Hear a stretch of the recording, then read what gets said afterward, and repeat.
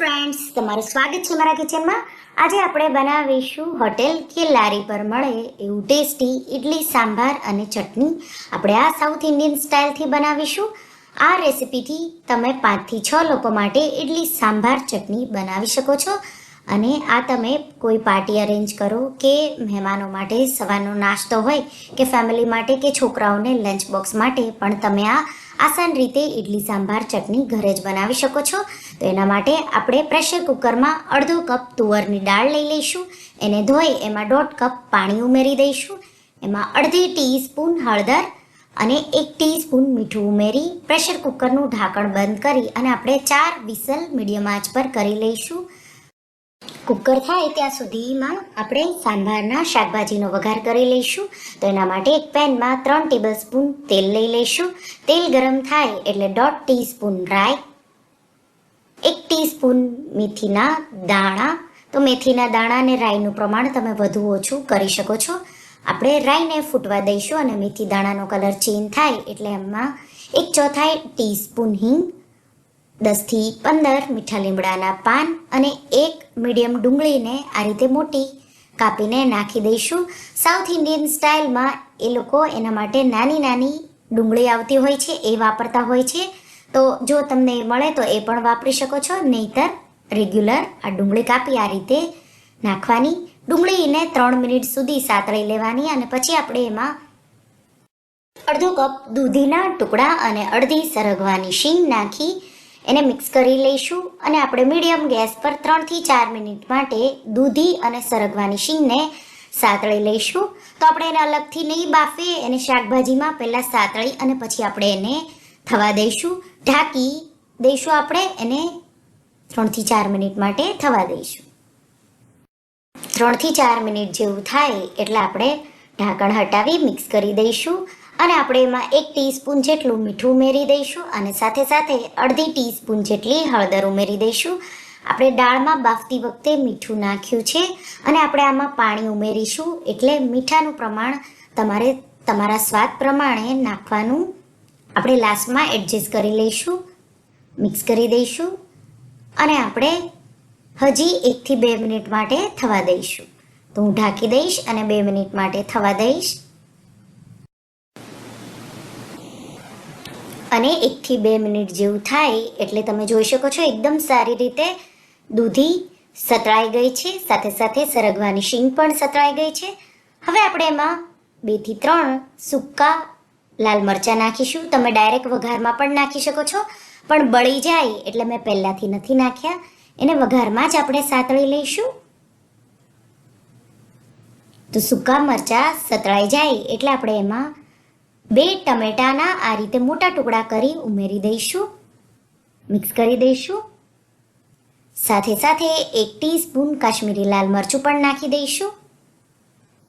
તો તમે ટમેટા નાખ્યા પહેલાં પણ કાશ્મીરી લાલ મરચું નાખી અને સાતળી લેવાનું આ રીતે અને પછી ટમેટા નાખવાના. તો ટમેટાને મિક્સ કરી અને આપણે ઢાંકી ટમેટા સોફ્ટ થાય ત્યાં સુધી થવા દઈશું. વચ્ચે વચ્ચે આ રીતે હલાવતા રહીશું. તો લગભગ 3 થી 4 મિનિટમાં ટમેટા છે એ સોફ્ટ થઈ જશે.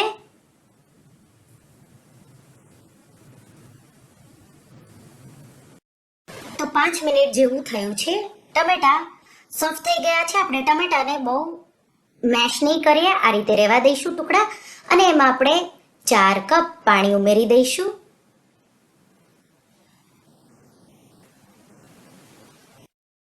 અને મિક્સ કરી અને આપણે પાણીને ઉકળવા દઈશું. અને આપણે એમાં જ દૂધી અને સરગવાને બાફીશું. સાંભાર તમારે કેવો જાડો પાતળો જોવે છે એ રીતે તમે પાણીનું પ્રમાણ એડજસ્ટ કરી શકો છો. તમને જો જાડો સાંભાર ભાવતો હોય તો 3.5 કપ જેવું લેવાનું પાણી. અને આપણે 10 મિનિટ માટે શાકભાજીને ઉકળવા દઈશું પાણીમાં. દાળ બફાઈ ગઈ છે, આ રીતે એકદમ સારી રીતે બફાઈ જાય એટલે ઝીણીની મદદથી આપણે એને એકદમ આ રીતે મેશ કરી લઈશું. તો 5 મિનિટ જેવું થાય એટલે આપણું પાણી છે એ ઉકળવા લાગશે અને પછી આપણે એને 5 મિનિટ માટે ઉકળવા દઈશું. એટલે દૂધી અને સરગવો છે એ પાણીમાં એકદમ સારી રીતે ચડી જશે, બફાઈ જશે. અને શાકભાજી ઉકળે ત્યાં સુધીમાં આપણે મિક્સર જારમાં 1/4 કપ તાજું નાળિયેર લઈ લઈશું અને એમાં 1 થી 2 ટેબલ સ્પૂન સાંભાર મસાલો. તો મેં MTRનો વાપર્યો છે, એકદમ સારો આવે છે. તમે કોઈ પણ બ્રાન્ડનો વાપરી શકો છો.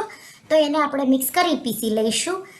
શાકભાજીને ઉકળતા હવે 10 મિનિટ જેવું થઈ ગયું છે. આપણે એમાં પીસેલું નાળિયેર અને સાંભારનો પાવડર ઉમેરી દઈશું. તો ટ્રેડિશનલ રીતે સાઉથ ઇન્ડિયનમાં આ રીતે તાજું નાળિયેર સાંભારમાં વપરાય છે. તો એનાથી તમારો સાંભારનો ટેસ્ટ છે એકદમ બહાર રેસ્ટોરન્ટમાં જેવો મળે એવો સ્વાદ આવે છે. તો આ સ્ટેપ તમે કમ્પલસરી ફોલો કરજો. મિક્સ કરીશું અને આપણે એને ઢાંકી અને 5 મિનિટ માટે ઉકળવા દઈશું.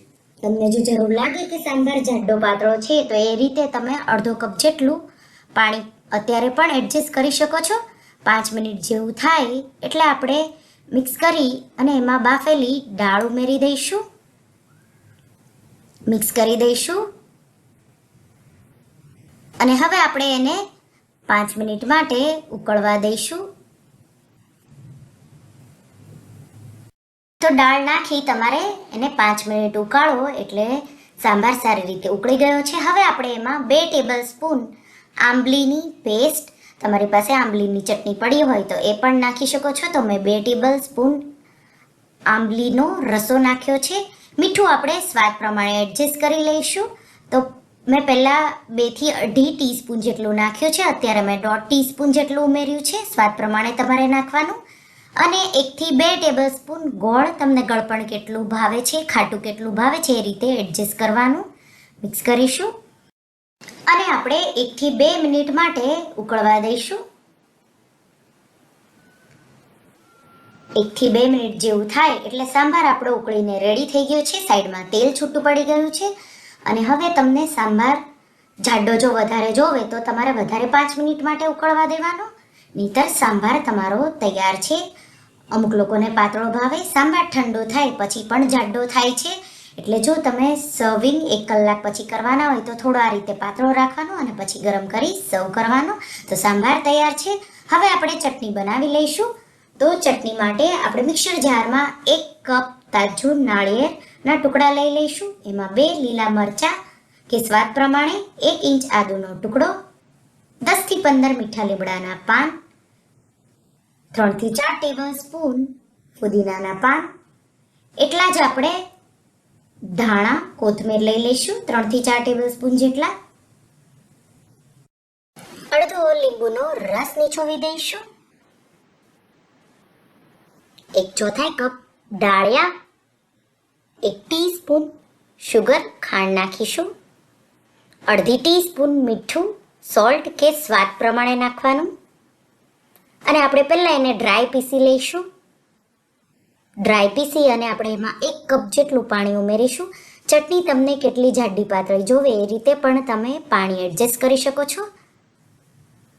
તો તમે જોઈ શકો છો આપણી ચટણી તૈયાર છે. હું એને સાઈડમાં મૂકીશ અને હવે આપણે ઇડલી બનાવી લઈશું. તો ઇડલીના બેટરની રેસિપીની લિંક મેં તમને ડિસ્ક્રિપ્શન બોક્સમાં આપેલી છે. તો ઇડલીનું બેટર મેં પહેલેથી તૈયાર રાખેલું છે. આપણે એમાં 1 ટીસ્પૂન મીઠું ઉમેરી દઈશું. તો તમને જેટલું જોવે એટલું તમે લઈ શકો છો અને જે પ્રમાણે તમને જોવે એ રીતે વાપરવાનું, ને બચે એ તમારે રેફ્રિજરેટરમાં મૂકી દેવાનું. તો આપણે એમાં મીઠું નાખી એકદમ સારી રીતે મિક્સ કરીશું. તો ઇડલીનું બેટર એકદમ જાડો હોવું જોઈએ. આપણે એમાં પાણી નહીં ઉમેરીએ. તો તમે જોઈ શકો છો બેટર કેવું છે. મેં અહીંયા ઇડલીનું પ્લેટ લીધી છે, એને આપણે તેલથી ગ્રીસ કરી લઈશું.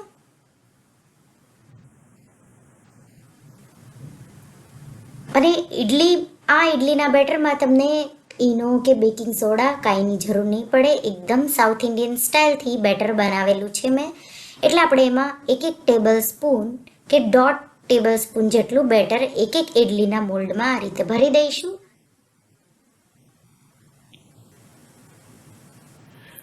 એ જ રીતે મેં બીજી પ્લેટ પણ રેડી કરી લીધી છે. આપણે સ્ટીમર ઇડલીનું જે પોટ હોય એ ગરમ કરીશું. એમાં મેં 4 કપ જેટલું પાણી ઉમેરી દીધું છે. પાણી ગરમ થઈ જાય એટલે ઇડલીની પ્લેટ આપણે ગોઠવી દઈશું અને ઢાંકી અને આપણે એને હાઈ ફ્લેમ પર 12 મિનિટ માટે થવા દેવાની. તો 12 મિનિટમાં તમારી ઇડલી થઈ જશે. તમે જો બેટર નીચે આપેલી લિંક પ્રમાણે બનાવશો તો તમે જોઈ શકો છો. તમે રવાની ઈડલી પણ આના સાથે બનાવી શકો છો. તો ઈડલી તૈયાર છે. ગેસની આંચ બંધ કરી અને ઈડલીની પ્લેટ આપણે કાઢી લઈશું અને એને 1 થી 2 મિનિટ માટે હલકી ઠંડી થવા દઈશું. ત્યાં સુધીમાં આપણે ચટણી માટે વઘાર કરી લઈશું. તો એના માટે આપણે 1 થી 2 ટેબલસ્પૂન વઘાર્યામાં તેલ લઈ લઈશું. તેલ ગરમ થઈ જાય એટલે આપણે એમાં 1 ટીસ્પૂન રાઈ તમે વધારે પણ નાખી શકો છો. 1 ટીસ્પૂન જેટલી અડદની દાળ ઉમેરી દઈશું. દાળનો કલર બદલાય અને રાઈ ફૂટી જાય એટલે 1 મોટી ચપટી જેટલી હિંગ ઉમેરીશું અને અડધી ટીસ્પૂન જીરું ઉમેરી દઈશું. ગેસની આંચ બંધ કરી દઈશું અને તરત જ આપણે એમાં 7 થી 8 મીઠા લીમડાના પાન અને 2 સૂકા લાલ મરચાં ઉમેરી દઈશું અને તરત જ વઘારને આપણે જે બાઉલ છે ચટણીવાળો એમાં રેડી દઈશું. તો મેં ચટણીને એક બાઉલમાં કાઢી લીધી છે અને એકદમ મિક્સ કરી દઈશું. તો એકદમ રેસ્ટોરન્ટ જેવી આપણી ચટણી તૈયાર છે. સાંભારને સર્વ કરતા પહેલા થોડું ગરમ કરી લેવાનું અને એમાં આપણે થોડા ધાણા 1 થી 2 ટેબલસ્પૂન જેટલા ધાણા ઉમેરી દઈશું. મિક્સ કરી દઈશું અને તમે જોઈ શકો છો આપણો સાંભાર એકદમ પરફેક્ટ થઈ ગયો. તો આવો સાંભાર તમે બનાવી ભાત સાથે ઢોસા સાથે પણ સર્વ કરી શકો છો. તો રેગ્યુલરની દાળ કરતાં ક્યારેક આ રીતે તમે સાંભાર પણ બનાવજો. ઈડલી હવે હલકી ઠંડી થઈ જાય એટલે આ રીતે સ્પૂનના મદદથી ઈડલી કાઢી લેવાની. તો તમે જોઈ શકો છો એકદમ પરફેક્ટ આપણી ઈડલી બની છે. તો ગરમ ગરમ ઈડલી ગરમ ગરમ સાંભારને ચટણી સાથે આપણે સર્વ કરીશું. તો એકદમ રૂ જેવી પોચી તમારી ઈડલી બનશે. તો ડિસ્ક્રિપ્શન બોક્સમાં ઈડલીના બેટરની રેસિપીની લિંક જોવાનું ભૂલતા નહીં. તો આપણે ગરમા ગરમ ઈડલી સાથે ગરમા ગરમ સાંભાર અને ચટણી સર્વ કરીશું.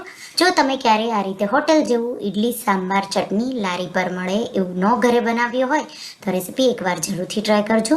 જો તમને આ રેસીપી ગમી હોય તો આ રેસીપીને લાઇક કરજો, શેર કરજો અને મારા ચેનલને સબસ્ક્રાઈબ કરજો.